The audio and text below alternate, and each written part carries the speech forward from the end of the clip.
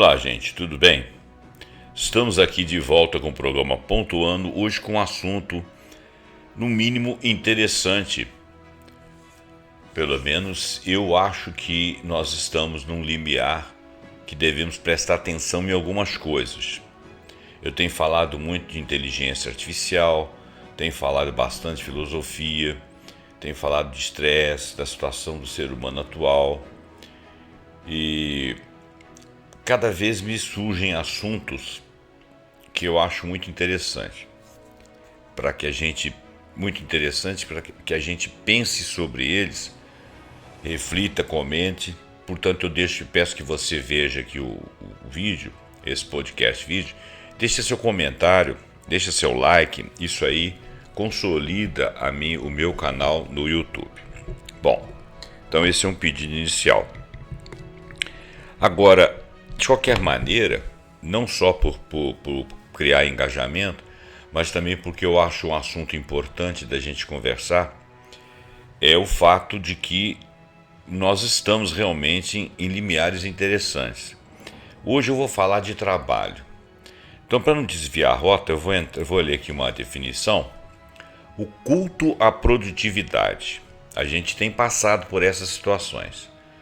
O culto à produtividade define um estado de muito trabalho e sem tempo para mais nada, como se fosse um status de prestígio, principalmente porque ele vem sendo vendido por uma legião de acadêmicos, MBAs, coaches, palestrantes do TED, especialistas nomeados como uma rota mágica para conquistar o domínio profissional. O segredo do sucesso e a felicidade pessoal tem sido vendido assim. É interessante, os últimos 20 anos de constante expansão econômica, inclusive em países asiáticos, países que antigamente viviam economias praticamente agrárias, baixa industrialização, inclusive nesses países e muitos setores da sociedade, setores de serviços, prestação de serviços, houve realmente uma expansão econômica. E eu não sei se essa expansão econômica melhorou o ritmo de vida das pessoas, o salário das pessoas. A gente teria que fazer uma outra pesquisa para dizer isso. Mas que houve expansão econômica, houve sim. Muitas descobertas, muita tecnologia. Eu diria que foi dos últimos 30 anos. Mas tudo bem. Os últimos 20 anos de constante expansão econômica deram origem à noção de que a produtividade em excesso gera prosperidade. E pelo menos comprovadamente, no caso daqueles que estão no topo da hierarquia econômica, sim. Mas será que para o restante da pirâmide das pessoas, vamos dizer, da economia das pessoas, nessa pirâmide aí de salários, de ganhos, de riqueza, será que os que estão na base, mais próximos da base da pirâmide, estão com toda essa expansão e com todo esse excesso de produtividade, com vidas melhores, ganhando melhor? E se estiverem ganhando melhor, estão conseguindo viver a vida, aproveitar disso? No entanto, a ideia de produtividade determina, de qualquer forma, o valor de uma pessoa e isso permanece internalizado na sociedade. Então, olha bem, internalizado na sociedade e na pessoa, né? Eu já tive a oportunidade de fazer artigos aqui sobre Byung-Chul Han, em que ele fala que a violência, hoje em dia, ela está internalizada, a violência da imposição ao trabalho a qualquer ritmo e com qualquer, vamos dizer, qualquer situação mesmo de desconforto. Você vai continuar porque você está apegado à ideia de que você tem que se superar. Só que se superar a todo custo, superar o que para chegar aonde? É uma ilusão. É uma pressão que prejudica, obviamente, a nossa saúde física, a nossa saúde mental, o nosso bem-estar. Estudos ao longo desses anos todos mostraram que como o estresse pode enfraquecer, né, o sistema imunológico, pode gerar inúmeras doenças. Também esses estudos demonstram que as pessoas se sentem culpadas quando param de trabalhar, quando não podem trabalhar, porque realmente não podem, estão em situação de saúde precária e não se permitem relaxar em momentos que podem fazê-lo. durante o dia ou mesmo durante algum período de férias, vendem férias, ficam com férias pequenas, viagens, né, aposentadoria, postergam a aposentadoria, quer dizer, é uma crise esquisita. Então, esse primeiro texto aqui, pequenininho, que eu comentei mais do que li, é o Espaço Integração, o que significa ser produtivo no mundo moderno. Mas o foco de Maurício Bastos, mas o meu foco é outro. O meu foco aqui é o que eles têm chamado de cultura Hustle, ou Hustle, Hustle. Ele seria Hustle, né? Bom, vamos falar Hustle, tanto faz. Em novembro de 2022, Fernanda Misailides, não está muito claro aqui, não, mas é isso mesmo, Misailides, fez uma matéria, entenda o que é a Hustle Culture e seus impactos na saúde mental das pessoas. Aqui nós estamos falando ao culto da produtividade. E a cultura Hustle, ela é mais ou menos isso, né? A cultura Hustle, ela tem a ver com estar agitado. É a cultura da agitação. É um termo utilizado para se referir a uma filosofia de alta produtividade a qualquer custo. Essa é a ideia. Eu não sou muito dado a esse negócio de woke, as palavras, as siglas, os modismos de tratamento de coisas e coisas que ficam em voga, porque isso existe mais para vender ideias, para ganhar engajamento, para criar público. Eu quero discutir o tema, entendeu? Então essas palavras que são muito bonitinhas, muito redondinhas e muito na moda, e que chamam atenção nas redes, chamam atenção nas publicações, para mim elas estão em segundo plano. Mas eu estou falando de cultura da produtividade, aquela cultura em que ele está dizendo aqui, uma cultura da agitação, em que o indivíduo está o tempo todo com uma filosofia de alta produtividade. Então esse aqui é o meu foco, tá bom? Essa cultura ela é fruto de uma série de práticas empresariais que buscam aumentar a produtividade, e a cultura da agitação, né, como essa Hustle Culture, ela tem gerado movimentos anti-work no mundo inteiro. Esse movimento anti-work, vamos entender isso aí, esse movimento anti-work, ele não é um movimento em que as pessoas são contra o trabalho, até porque as pessoas precisam fazer alguma coisa para sobreviver, né? A gente não tem como sair pegando as coisas pela rua, existem empresas que carregam a coisa de um lado para outro, existem empresas que produzem produtos industrialmente, existem serviços que criam benefícios, fazem tratamento de água, energia elétrica, existe aquele cara que está lá na glebinha de terra dele produzindo gêneros alimentícios, hortaliças, existe aquele cara que está ali produzindo leite com a vaquinha dele, o outro tem o gado de corte, mais ricos ou mais pobres, todos estão produzindo alguma coisa, e você não vai simplesmente arrancar isso da mão dele, então você também tem que produzir alguma coisa para você ter o meio circulante, que é o dinheiro, e poder se beneficiar das coisas que você necessita e mais além. Com a expansão econômica, com a diversificação de produtos, hoje você vai muito, muito, muito mais além. Agora a questão é, em cada lugar onde você trabalha, onde você produz alguma coisa, tem uma cultura de produtividade. Uma coisa, por exemplo, que eu não gosto de ouvir, né? Graças a Deus não trabalhei com isso, por causa do tipo de trabalho que eu tive, mas o tal de bater meta, tá? Vamos bater agora outra meta, aí a meta vai subindo. Poxa, que diabo é isso? Nós vamos crescer infinitamente? Já falamos também de questão de crescimento. A questão de bater meta, por exemplo, é uma filosofia muito de você produzir muito para você poder abaixar o preço e ganhar no volume. Poxa, mas isso exaure a matéria-prima, isso exaure o caboclo. E alguém fica muito rico com isso enquanto está lá falando, não, vamos bater meta e tal, você veste a camisa da empresa, só que a empresa nunca veste a sua camisa. Se você não estiver ali batendo as metinhas que ele quer, ele começa a te olhar de lado e te joga para fora da empresa. Então eu acho assim que é muito desrespeitoso. Então essa cultura anti-work, ela é anti esse tipo de coisa, né? A pergunta é: existe propósito para o meu trabalho? Ou para o próprio sistema econômico, conforme eu estou falando aqui? Essas pessoas elas estão partindo para o movimento antitrabalho que busca romper com a ordem econômica que sustenta o ambiente do trabalho moderno. Então, ela não é anti-work. Eu acho que a palavra está mal colocada. Ela é anti-trabalho exaustivo, que não tem significado, que não acrescenta na sua vida, que dá de ganhar meia dúzia, em detrimento de milhões, que produz muito com muita matéria-prima e que é uma ordem econômica que vai ser conduzida ao fracasso. Porque não existe essa forma de trabalhar. Porque isso aí adoece as pessoas. Adoece o planeta.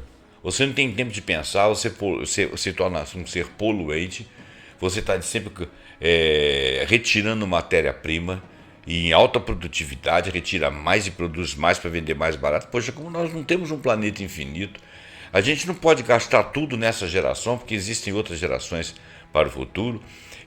Você acaba não vivendo, que o objetivo da vida é viver, e viver é uma coisa muito maior do que trabalhar e produzir alguma coisa. E as pessoas estão ali ocupadas. Então, a ideia do antitrabalho, ele diz o seguinte: o camarada trabalhava aqui no emprego e pagava $70, $13 por hora, e exigia que ele verificasse, por exemplo, se os dependentes das pessoas tinham direito a seguro-saúde. Sei que ele tinha que trabalhar lá, não revelando dados importantes, e ele notou que havia literalmente pessoas implorando pela sua vida ao telefone e ele não podia fazer nada. Eu estou resumindo aqui para não ficar muito grande, né? E ele percebeu, por a falta de empatia e gentileza, que era cobrado dele. Ele não podia descer ali e falar: não, então tá, vou te quebrar o galho. Não podia nada disso. Então, após anos, os trabalhadores do mundo estão cansados, né? E problemas de saúde mental e burnout têm sido comuns, particularmente em trabalhadores essenciais e com salários mais baixos. Então apareceram aí algumas pessoas que quiseram ir contra a esse tipo de sistema econômico que gera mal-estar, que privilegia meia dúzia em termos de ganhos e prejudica o restante, e fica o tempo todo fazendo aquelas programações, chamando aqueles motivadores para poder você bater meta. Eu me lembro que uma vez eu estava numa praia e o pessoal estava tentando vender um conjunto um negócio de apartamentos lá e tal. E a ideia era que você ia comprar cota no hotel. Os caras estavam dentro de uma praia lá, dentro do lugar lá com ar-condicionado, e conseguiram fazer eu e minha mulher entrar lá para dentro. A minha sorte é que a minha mulher tem pavio curto, ela falou: se vou embora e acabou, não vou prestar atenção em mais nada que esse cara está falando, não quero comprar nada e vamos embora. Mas enquanto nós estávamos lá, com o cara falando e desrespeitando o tempo todo aquilo que nós estávamos falando, que a gente não estava querendo, que a gente queria ir embora, e o cara passando por cima daquilo e fazendo aquelas demonstrações, teve uma hora que eles fizeram um negócio lá: vendeu cota, não sei o quê, bateu meta, e aí começou aquele negócio e tal. E todo mundo gritando e tal, e aplaudindo. Eu achei aquilo uma palhaçada, achei aquilo uma bobajada, entendeu? Ficou parecendo esses cultos que nego faz por aí, que fica gritando, um troço assim de motivação. Eu pensei assim comigo: isso não é motivar, isso é ser idiota, sabe? Os caras estavam ali de terno, num lugar quente, tomando o tempo das pessoas, tentando vender alguma coisa, e eles não estavam percebendo que eles estavam fazendo aquilo, né? Coitados, eles eram os bobos da história, né? E eu e minha mulher fomos embora. Então, ali eu vi o quanto que isso é massacrante, mas é claro que eu já conhecia esse tipo de coisa, né? Eu sei que empresas têm metas a serem batidas, mas metas razoáveis, né? Olha, gente, nós chegamos até aqui, mas a gente pode ir mais longe para poder melhorar, mas para melhorar para todo mundo, né? Para melhorar para meia dúzia, né? Para melhorar para a empresa se estabelecer no mercado e continuar te pagando o mesmo salário, isso não justifica. Isso tem que ser muito bem conversado, mas assim, não olhando só pelo lado da pessoa, é o lado da irracionalidade. Se você trabalha tantas horas por dia e você vai produzir cada vez mais naquela quantidade de hora, cada vez mais naquela quantidade de hora, vai ficar uma coisa histriônica, impossível de ser atingido. Você vai ser um robô. Histriônica aí ficou mal colocado. Porque não tem como você executar. O cara estava falando lá que era controlado a hora de banheiro. Que isso, cara? Que isso? Sabe? De repente você está passando mal, você quer ficar mais à vontade, não ter tempo de banheiro, como se o cara estivesse indo para o banheiro para perder tempo. Quer dizer, o tempo de banho estava sendo controlado exatamente para ele não fazer perda de tempo. Então eu acho que isso aí, a saúde mental dos profissionais, hoje um dia um tópico cada vez mais discutido no mundo corporativo, porque o avanço das tecnologias não apenas com o avanço das tecnologias, não apenas as demandas das empresas aumentaram, mas também ficou mais difícil separar os momentos de lazer e de descanso no trabalho. E com o avanço tecnológico, você às vezes começa a competir com a máquina. Se a máquina andar rápido, você vai também. Aí fica parecendo que é possível você ficar batendo metas para ganhar cada vez mais. Às vezes você ganha uns grugumilhos a mais lá mesmo, batendo meta, mas será que isso justifica? Então, olha, com a pandemia, a larga adesão ao trabalho remoto, isso se tornou ainda mais significativo. Mas o trabalho remoto já existia, tá? E por ele já existir, é que as pessoas estavam trabalhando mais. Porque eu saía trabalhando com o celular ligado, saía dando resposta no trabalho, né? Teve um local que eu trabalhei que a partir de tantas horas a gente falava assim, ó, a partir desse horário você não me manda mais uma mensagem porque eu não estou mais trabalhando. E isso era entendido pela direção e pelos funcionários. E estava certo, né? Bom, antes da Covid se popularizou essa home office. A questão é que a fixação na produtividade se tornou especialmente danosa para o bem-estar das pessoas, uma vez que acontece em um momento em que os avanços tecnológicos dão suporte a cenários cada vez mais exaustivos para os colaboradores. A necessidade de conexão constante, a exposição a informações em demasia, vem fazendo com que os indivíduos se dediquem, ou melhor, dediquem ainda mais horas ao seu expediente de trabalho, por exemplo. Se antes o profissional se mantinha ocioso durante o deslocamento até o seu local do trabalho, hoje ele pode aproveitar esse tempo de deslocamento, ao invés dele dormir, cochilar, ele fica no celular e continua trabalhando. Aliado a esse ponto, há também uma nova configuração social pautada nas redes sociais, em que as pessoas são cada vez mais cobradas para serem produtivas, felizes e para não demonstrarem insatisfação. Quer dizer, é uma estupidez geral, né? Como consequência desse ritmo frenético, os colaboradores estão cada vez mais cansados, estressados e esgotados.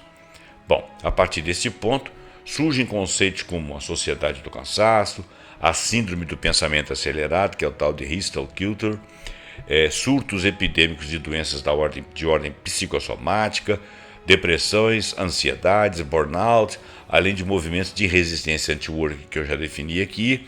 E nos Estados Unidos da América isso levou uma onda de demissões em massa durante a pandemia e ao chamado desligamento silencioso. É nesse contexto que entra a hustle culture, assunto desse artigo. Muito bem. Então, ele passou para nós aí todas essas informações. Como o texto é longo, eu vou fazendo resumos, vou cortando alguma coisinha, tá, gente?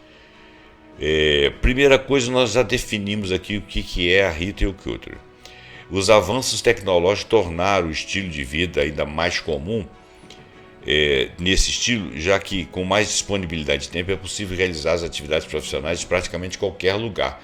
Então, tem gente, por exemplo, que se ilude de estar de férias, está trabalhando, leva o computador para a praia, leva o computador para uma visita qualquer, no hotel lá trabalha mais um bocado, sai, passeia, vai conhecer alguma coisa, senta de noite, pega o celular, trabalha mais um bocadinho. Você não está descansando. Descansar, tirar férias, é você retirar o seu pensamento dali.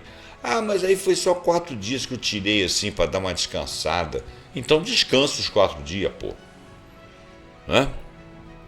Nas empresas que defendem essa produtividade que nós vamos chamar de tóxica em sua cultura organizacional, quanto mais um profissional trabalha, mais celebrado ele é. É o que eu falei aqui do negócio dos gritos, tipo louvor de igreja evangélica, essas coisas assim. E sua cultura organizacional. Quanto mais um profissional trabalha, mais celebrado ele é, independente dos desdobramentos disso na sua saúde emocional e mental. E nesse contexto, há uma normalização de ideias, tais como os profissionais perderem noites de sono, refeições sem hora certa, momentos de lazer e pausas para descansar sem programação ou interrompidas. Essas, aliás, não são bem-vindas, né, em ambientes que valorizam a hustle culture, ou seja, esse negócio de se parar para descansar, você tirou um fim de semana, você ficou sem atender o celular, ou você resolveu tirar uma hora inteira de almoço. Não, isso não é bem visto, porque você não está produzindo. Poxa, que diabo! Bom, embora esse termo ainda seja desconhecido por muitos colaboradores, frases como trabalhe enquanto eles dormem, existe isso aí. Eu falo, aquele cara está dormindo lá, está perdendo tempo, enquanto isso eu estou trabalhando. Olha, ele está economizando uma parte da saúde que você trabalhando vai perder. E aquele dinheiro que você ganhou a mais ali, se é que ganhou, não justifica o cansaço e a falta de vida. Então trabalhe enquanto eles dormem é uma ignorância. Durma a hora que você tiver que dormir, trabalhe a hora que você puder trabalhar. É assim que funciona. Então, lute enquanto eles descansam.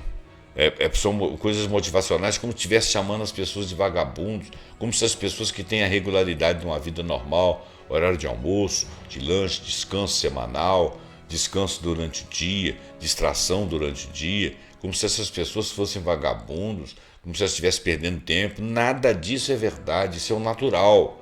Trabalhar, as pessoas não gostam de trabalhar, todo mundo gosta de trabalhar, entendeu?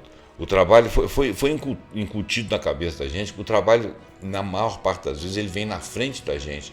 Você existe por causa do seu trabalho, né? Eu não sou o José Roberto, eu sou o professor, o engenheiro José Roberto, né? Isso vem antes. As pessoas te apresentam como aquilo que você é, principalmente. Essa aqui é a mãe da fulana, a doutora fulana, porque ela é médica, ou porque ela é advogada, ou porque ela é empresária, e assim vai, né? Então, o trabalho ele já ocupa um lugar central na nossa vida já há muitos anos. Agora, com essa questão de você só trabalhar e ser sempre produtivo, ele está ocupando um espaço demasiado. Como o próprio movimento indica, eles carregam a ideia de que os profissionais devem se transformar em máquinas de trabalhar, para que consigam resultados mais significativos e assim sejam mais bem-sucedidos. Isso sem mencionar que esse tipo de pensamento faz com que os profissionais se sintam incapazes quando eles não fazem aquilo, quando eles não conseguem alcançar aquelas metas, quando eles não conseguem alcançar o sucesso desejado. O cara fica depressivo mesmo. Afinal, o que eles passam a sentir no caso, é que se não atingirem seus objetivos, o fracasso aconteceu, né? Única e exclusivamente porque não trabalharam. Eles começam a pensar assim: o fracasso aconteceu porque eu não atingi essa meta, porque eu não fiz o suficiente. Isso é um equívoco. Porque se você está no meio e você está produzindo e de repente você não conseguiu atingir aquela meta ali, você não consegue. Por exemplo, se você estiver tentando vender alguma coisa e não conseguir bater minha meta, olha, você depende de quem você está vendendo. Se o seu concorrente lá conseguiu clientes melhores, ele bateu a meta e você não fez mais força. A que força você tinha que fazer? Pegar uma arma e apontar para a cara do cara e falar: compra essa porcaria, senão eu te dou um tiro? Não é assim que funciona. Então você está conversando. É um trato entre você e outras pessoas. Se as outras pessoas não quiserem, você não vai bater a sua meta. Por quê? Porque você pegou lá 15 pessoas que não querem comprar o que você está vendendo. Já o seu companheiro lá pegou 14, 15 pessoas, das quais pelo menos 10 quiseram. É assim que funciona. Você não teve menos sorte, você não fez menos força, você não foi menos sedutor na venda, você não foi menos competente. Bom, então a relação com a sociedade de cansaço. As aplicações dessa mentalidade de agitação constante estão longe de se restringir ao campo do trabalho.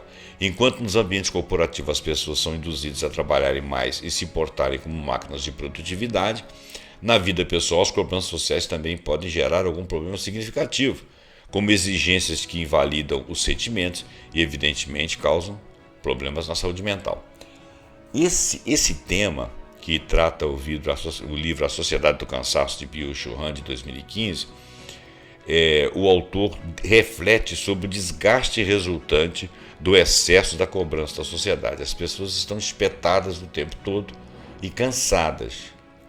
De acordo com Han, isso não se reflete apenas no contexto profissional. Temos que lidar com ela nos nossos relacionamentos, quanto à nossa aparência, nas redes sociais, no ciclo familiar, entre amigos, dentre inúmeras outras possibilidades. Então, aquela mentalidade da produtividade dentro do trabalho, ela começa a se expandir para todos os outros lugares. as pessoas são mascaradas, as pessoas ficam o tempo todo competindo, as pessoas ficam o tempo todo aparecendo nas redes sociais como tais e quais. Elas não relaxam, elas não chegam à simplicidade, elas chegam àquele momento de estar quieto, sozinho, olhando para frente, lendo um livro, vendo uma TV ou passeando. O autor chama a atenção para o fato de que esse tipo de comportamento com ritmo frenético e cobrança desmedida foi completamente naturalizado, quer dizer, parece normal estar e ser assim. Ninguém está discutindo isso, e essa reportagem, esses temas aqui que eu peguei, estão discutindo. E isso leva a uma exaustão, né? Sem contar que você para de criar uma história sua. Você existe para as produtividades, vamos chamar de maneira genérica. Vive cansado, iludido com o que faz, com o que tem, iludindo os outros, e os outros também te iludindo, porque eles também estão na mesma situação que você. O autor também menciona que existe uma relação tóxica com a ideia de positividade. A sociedade cobra demonstrações constantes de felicidade e atitudes positivas, chamado good vibes, ou seja, você tem que estar sempre numa vibração boa e sempre se superando. A ideia de você estar sempre otimista e se superando. Então você só tem o sim, você não tem o não. Aquilo que nega uma determinada postura no momento em que você precisa de negar. Você só tem a positividade te mantém ligado. Isso resulta no apagamento dos termos de humanidade, semelhante à ideia de produzir feitos máquinas que embasa essa cultura da agitação. Então nós perdemos algo de humanidade e ganhamos algo de máquina. Em ambos os casos, não importa o que a pessoa sente, né? Ela deve continuar mantendo as aparências na vida pessoal, produzindo, mesmo se ela estiver infeliz no seu trabalho, na sua carreira, nos seus relacionamentos. Quando trazemos essa mentalidade para o plano pessoal, isso pode acabar reverberando em pontos específicos e com alto potencial de comprometimento de qualidade e de vida do indivíduo.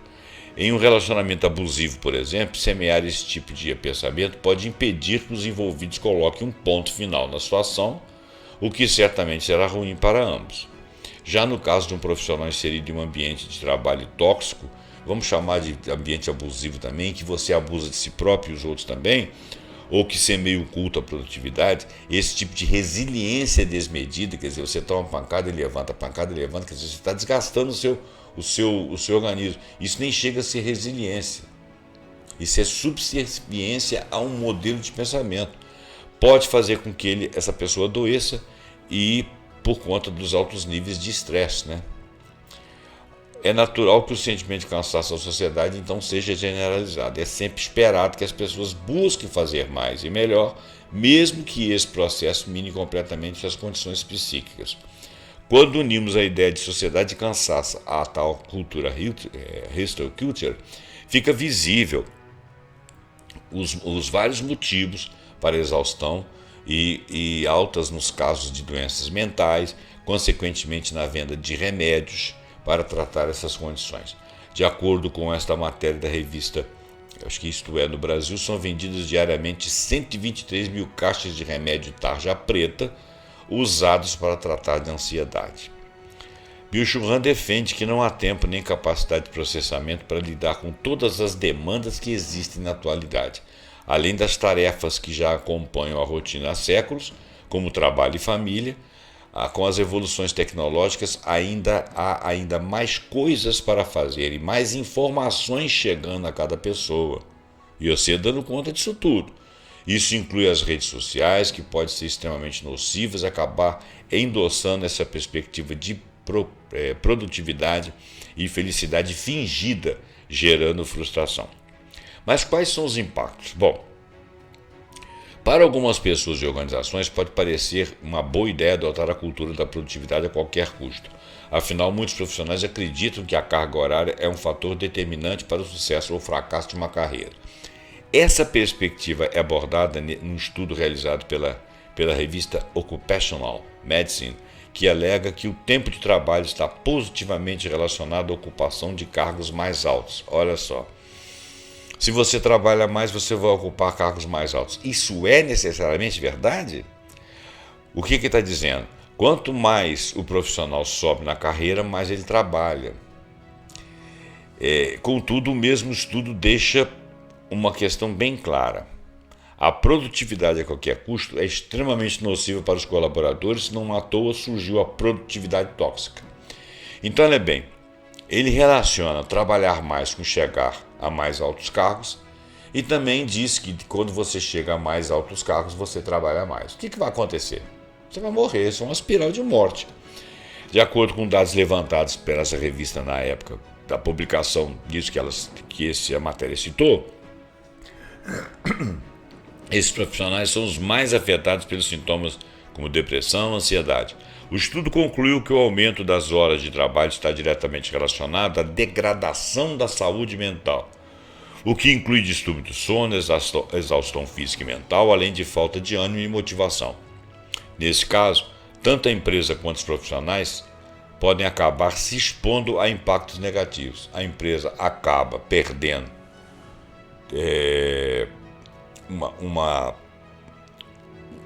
visão de sociedade ruim, pessoas insatisfeitas que não conseguem passar bom humor, que não conseguem passar uma estabilidade, uma alegria natural, e isso fica impregnado no seu trabalho e isso atrapalha as suas vendas. Está tudo errado, né? Então, você está com um profissional extremamente estressado, menos susceptível à cooperação e sinergia com todos os outros, isso afeta o trabalho e o clima de organização. Isso é perceptível lá fora porque o ambiente interno é ruim.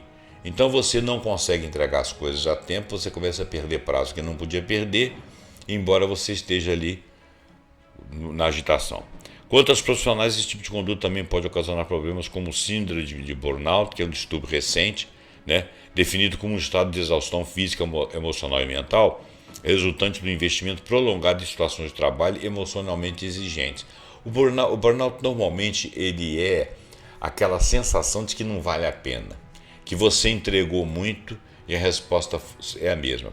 Por exemplo, burnout acontece muito em situações em que você trabalha. Eu vou te dar um exemplo aqui, não na minha área, que eu sou professor, que tem muito burnout na minha área. Porque você trabalha, depois você é mal avaliado, os alunos não gostam de você, ou a direção quer que você jogue a coisa para o outro lado, e se você foi competente, ninguém te aplaude, se você teve produtividade ninguém diz que está tudo certo, mas se você erra um detalhe, a pessoa chega lá e te chama a atenção, normalmente de uma maneira que você não gosta, impessoal, e diz que não tem nada contra você, mas que aquilo ali é fato, é notório, está sendo feito porque é fato, esquece que você é uma pessoa, que você precisa de resposta, aí gera aquele burnout. O que é o burnout? O burnout é quando você entrega muito e sente que entregando pouco ou muito você recebe o mesmo tipo de desprezo. É isso que é o problema do burnout. Então, é claro que a partir do burnout você pode ter depressão, ansiedade, transtorno de déficit de atenção, etc. A depressão ela é caracterizada por tristeza profunda, mas a depressão é um mal orgânico. Claro que você pode chegar no momento de estressar seu organismo, de maneira orgânica no caso, o organismo, e você chega a uma apatia, um sentimento de desesperança e desequilíbrio psíquico e emocional. Alguns têm tendência, e com essa tendência desenvolveriam mais rapidamente. Outros podem chegar a essa condição por excesso de acontecimentos ruins. A ansiedade também é marcada pelo excesso de preocupação e um estado permanente de tensão. Claro que se você está sempre agitado, sempre sendo arguído, sendo sempre cobrado, inclusive por si próprio, você vai desenvolver ansiedade. O transtorno de déficit de atenção é caracterizado sobretudo pela dificuldade de manter foco, enquanto a hiperatividade se expressa pela inquietação. Normalmente as pessoas têm esse transtorno porque são hiperativos, mas você pode ter um transtorno de atenção por estar focado demais numa coisa e desfocado em todas as outras. Então você perde o contato com as realidades. O excesso de informações, o que se chama de FOMO e FOBO. O ritmo frenético de produção da cultura de agitação, a hysterical culture, e o excesso de informações descrito por Byung-Chul Han vem afetando diretamente a saúde mental da sociedade como um todo e faz surgir novos comportamentos para responder aos anseios oriundos dessas novas circunstâncias. Assim surgiram os acrônimos FOBO, que é Fear or Missing Out, e FOBO, que é Fear of Better Options, que servem para definir fobias específicas e situações proporcionadas pelo contato em demasia com o mundo digital. O mais popular dele é o FOMO, ou seja, o medo de ficar de fora. O medo de que você não foi lá no celular ver alguma coisa que está acontecendo, você desatualizou. É usado para se referir ao receio constante de perder algo que a pessoa considera importante em meio a tantas informações, né? E o FOBO é o medo de ter melhores opções. Ele funciona com a mesma lógica, mas voltado para a aversão à ideia de perder oportunidades. Aí eu não estava olhando, caramba, eu fui sair ali para tomar um copo d'água, alguém falou na televisão, falaram isso, deram uma notícia, surgiu na internet, eu poderia ter corrido atrás disso, eu poderia ter vendido. Então então o FOMO é a sensação de estar desatualizado. O FOBO é parecido com isso, mas não é bem desatualização. É de você não estar suficientemente informado a tempo e a hora para não perder a oportunidade. De qualquer maneira, é sempre uma perda de alguma coisa, perda de oportunidade, perda de informação. Bom, o comportamento humano é algo subjetivo e que varia de pessoa para pessoa. É o perfil comportamental de cada um que determina como reagir a certos estímulos, ações e emoções, bem como a forma de lidar com esses fatores. Dito isso, há quem convive melhor com excesso de informações e aquele que se sente constantemente atravessados por esse ritmo. Isso vai depender de como a pessoa reage quando fica exposta à pressão, agilidade, foco e até mesmo contato com outros indivíduos. Dependendo do estilo comportamental, é perfeitamente possível até que esses fatores tragam motivação. Algumas pessoas sentem isso. Contudo, há também quem precisa de rotinas mais planejadas, não gosta de lidar com imprevistos a toda hora, características que podem dificultar o manejo em certas situações. E essas pessoas são pessoas que, se você tirá-las do seu lugar de equilíbrio, elas desequilibram rapidamente.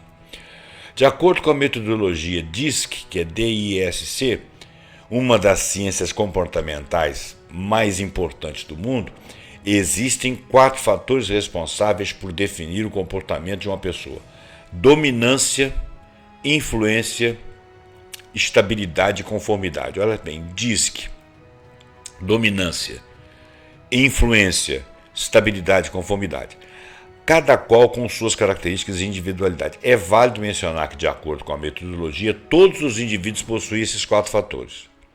Mas os níveis de cada um determinam o nosso estilo comportamental e a forma com que agimos no dia a dia.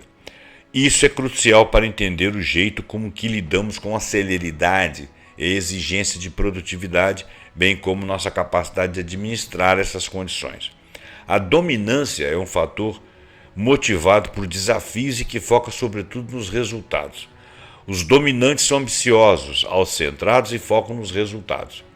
Por conta dessas características, esse perfil pode ser mais receptivo à ideia de produtividade em demasia, caso acredite que isso trará impactos positivos em termos de rentabilidade e lucratividade.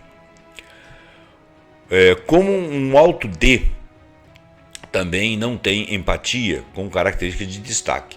Quem tem a dominância como característica principal elevada tem pouca empatia, principalmente em posições de poder, e existe a possibilidade de que esse perfil defenda esse modelo de produção sempre, porque ele está pouco se ferrando se os outros suportam. Já o I, que é a influência, é marcada pelo dinamismo, sociabilidade e extroversão.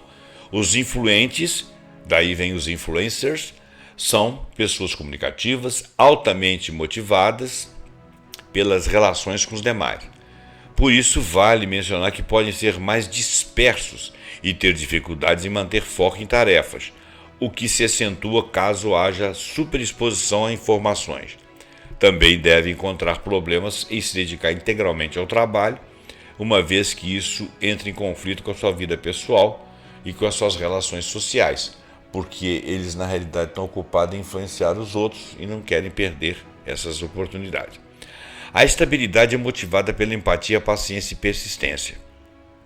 Esse fator tem um alto aspecto introspectivo, mas ainda é receptivo à formação de vínculos. São pessoas responsáveis, organizadas, reservadas e que têm certa dificuldade em lidar com imprevistos, com situações que saem do controle ou que exigem um improviso.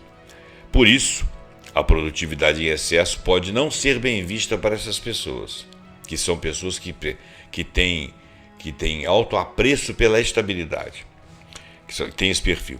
Além de prezarem pela empatia e entenderem essa prática, além de prezarem pela empatia e entenderem que essa prática tem alto potencial de ser nociva, esse tipo de dinâmica faz com que os profissionais estáveis tenham que lidar constantemente com demandas imprevistas que geram para eles incômodos incríveis, né?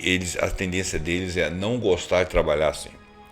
A conformidade, né, do DISC, DIS, agora a conformidade, é marcada pelo apreço pela lógica e análise e perfeccionismo. São pessoas pouco relacionadas ou pouco relacionais, metódicas e que gostam de fazer e sentir regras.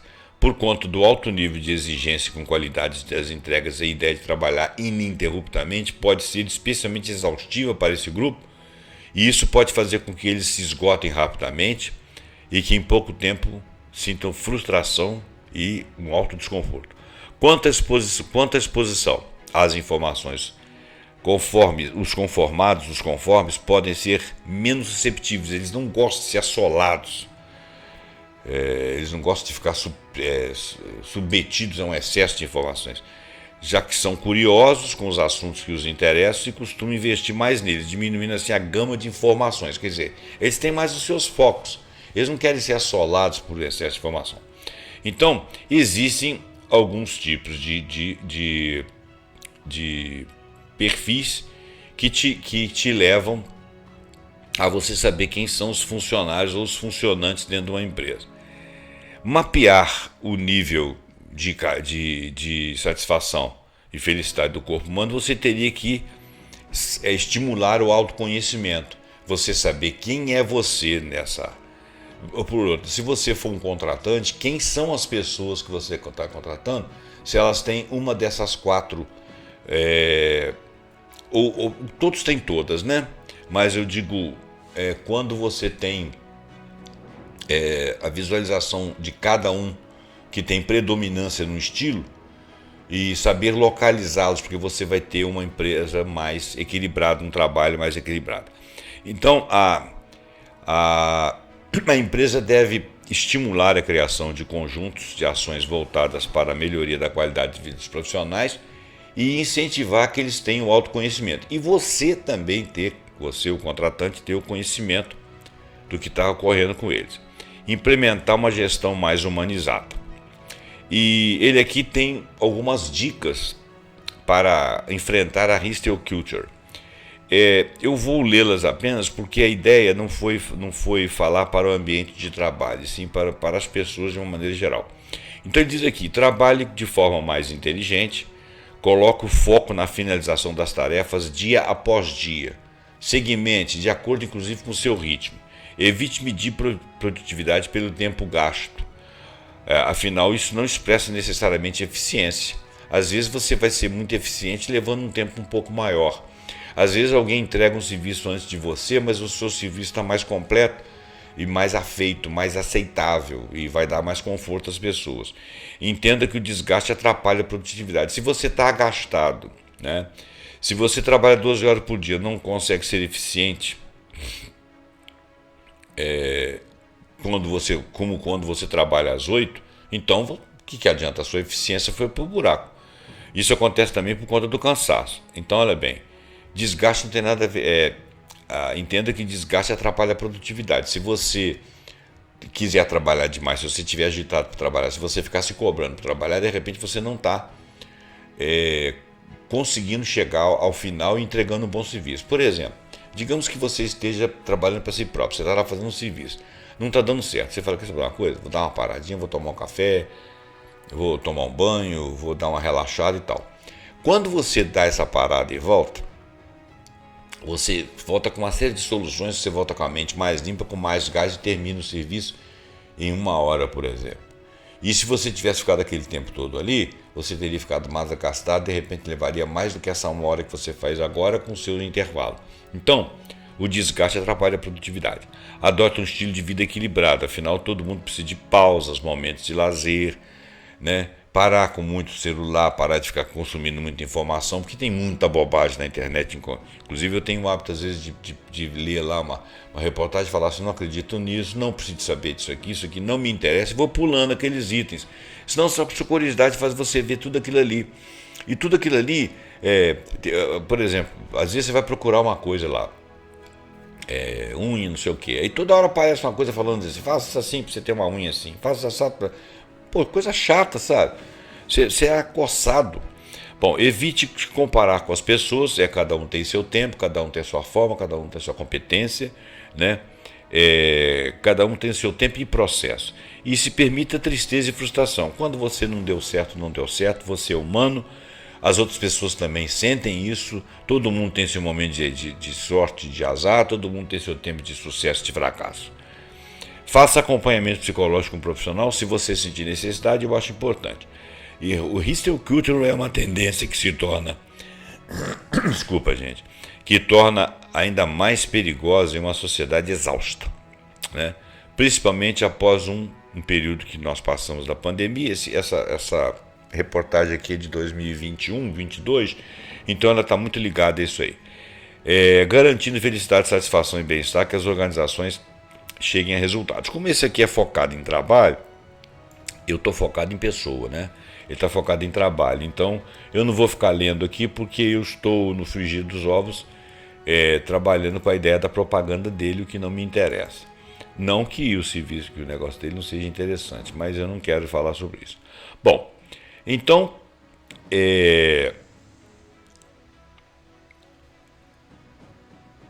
ele no outro site aqui, o Espaço Integração, ele diz para você priorizar o que é importante, fazer uma coisa de cada vez, perceber se este fazedor, né, não é um escape para não entrar em contato profundo consigo mesmo, se você não está trabalhando para poder dispersar uma necessidade que você tem de se interiorizar, e em vez de celebrar agendas lotadas, celebrar o silêncio, o lazer e o momento presente. Bom, gente, então, a ideia então é que você viva uma vida normal e descurta essa sociedade do cansaço aí e essa cisma por produtividade, né? Afinal de contas, nós somos seres humanos e nascemos para continuar sendo seres humanos. A gente tem uma missão de vida aqui. Melhor é descobrir qual é a sua missão. Gente, muito obrigado. Até o próximo programa, pontuando com alguma ideia que eu achar ou que nós acharmos muito importante e muito interessante. Até lá.